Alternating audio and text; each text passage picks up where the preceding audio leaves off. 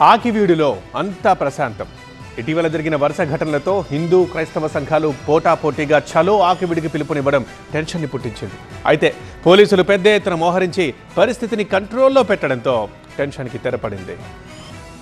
పశ్చిమ గోదావరి జిల్లాలో ఆకివీడు రామాలయ వివాదం రాజకీయ ఉద్రిక్తతల నేపథ్యంలో చలో ఆకివీడు కార్యక్రమాలు టెన్షన్ పెంచాయి. అటు హిందూ సంఘాలు ఇటు క్రిస్టియన్ సంఘాలు పోటాపోటీగా చలో ఆకివీడు అంటూ పిలుపునివ్వడం ఉత్కంఠను పెంచేసింది. దీంతో 500 మంది పోలీసులను ఆకివీడులో మోహరించారు. అనుమతి లేకుండా సభలు, సమావేశాలు, ర్యాలీలు నిర్వహించేందుకు వీల్లేదని హెచ్చరించారు. కాదని ఎవరైనా చేస్తే కేసులు నమోదు చేస్తామన్నారు. కొత్త వ్యక్తులెవరూ గ్రామంలోకి రాకుండా ఉప్పటేరు, ఉండి దగ్గర తనిఖీలు నిర్వహించారు. ఇక చలో ఆకివీడుకు పిలుపునిచ్చిన కరాటే కళ్యాణికి కూడా పోలీసులు కైకలూరులో అదుపులోకి తీసుకున్నారు. మరోవైపు కొంతమంది హిందూ సంఘాలకు చెందిన వాళ్లను ఆకివీడుకు వెళ్లకుండా పోలీసులు అడ్డుకున్నారు. మరోవైపు పెద్దపేటలో డిప్యూటీ స్పీకర్ రఘురామకృష్ణరాజుపై జరిగిన దాడి కేసులో మొత్తం 67 మందిపై కేసులు నమోదు చేసిన పోలీసులు ఇప్పటికే 41 మందిని అరెస్ట్ చేశారు.